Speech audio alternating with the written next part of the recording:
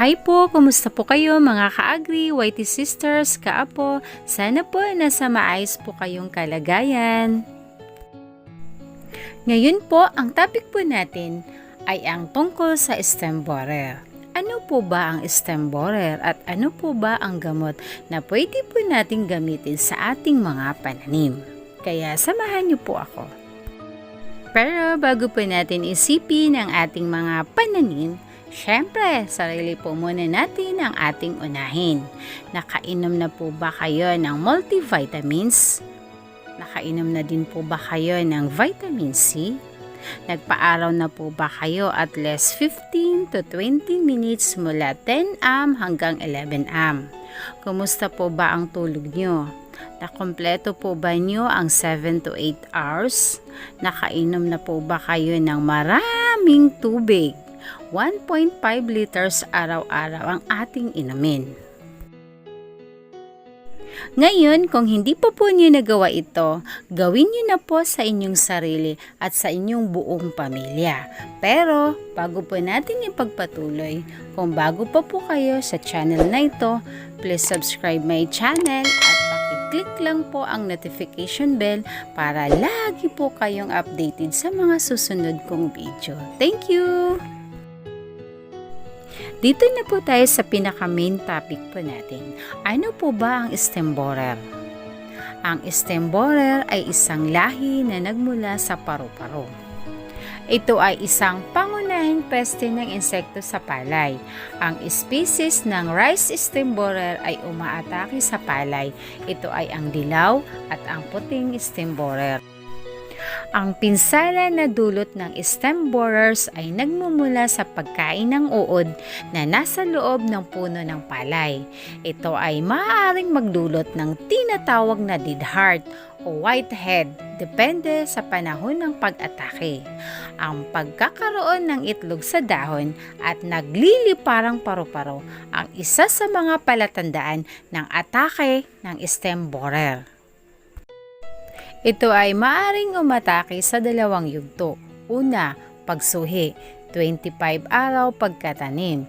Pinsala, patay na suwi o dead hearts. Pangalawa, sa panahon ng pagbubuntis, 65 araw pagkatanim. Pinsala, uban or whiteheads. Maaring sirain ng mga stem borer ang palay sa anumang yugto ng halaman mula sa punla hanggang sa pagkahinog. Paano po natin makontrol ang stem borer sa ating mga pananim o sa ating palay? Gumamit lang po tayo ng resistance variety ng palay. Pangalawa po, yung mga practice po natin na nakasanayan, halimbawa po pagtaas ng level ng tubig at pag-split ng nitrogen saka po tayo gumamit ng chemical control.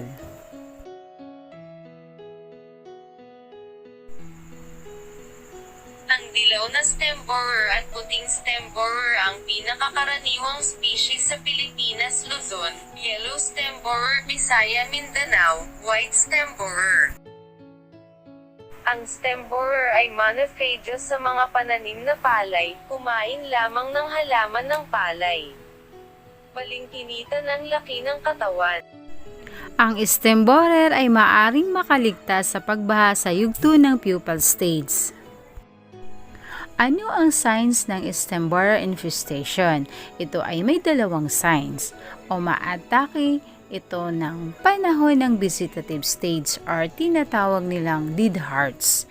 Namamatay ang puno ng palay at kinakain ang pinaka-main na puno.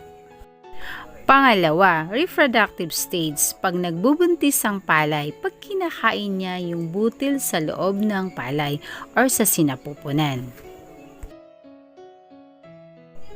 Sa loob pa lang ng palay, kinakainan ng stem borer. Kaya paglabas ng panicle, puting-puti na ito at yun ang tinatawag na whiteheads.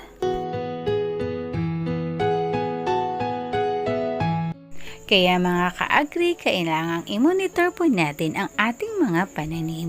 Hindi po natin ipagwalang bahala ang mga stem borers sa ating mga pananim or palay dahil malaki po ang mawawala sa ating ani. Dahil 18 hanggang 20% ang mawawala sa ating ani, kaya kailangan po nating agapan ito. Dito po tayo sa chemical control. Pag hindi po natin mapuksa sa pamamagitan ng cultural practice po natin o sa ating nakasanayan. Mga ka-agri, dito po tayo sa pinakabagong labas na chemical product para sa stem borer. May isang company na naglabas po sila ng isang bagong produkto. Mga ka-agri, tara let's samahan niyo po ako hanggang matapos po ang video ito.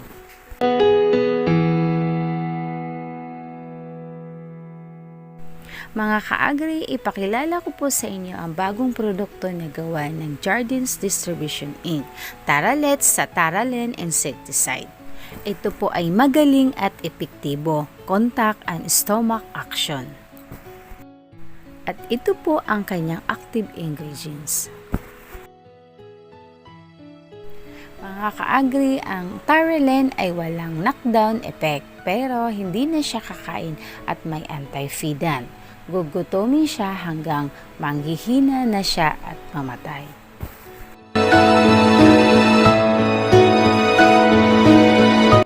Ang Taralen insecticide ay may 72 hours, siguradong patay ang stem borer.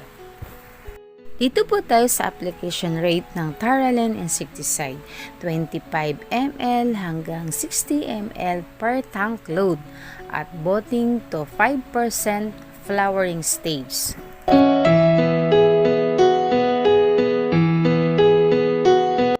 Sa palay po yan mga ka-agri, yan po ang application rate. Sa mga gulay, repolyo, talong, string beans, ampalaya, kamatis, 10 ml hanggang 40 ml per tank load. At sa panghuli po para sa mais, 30 ml per tank load. Cut!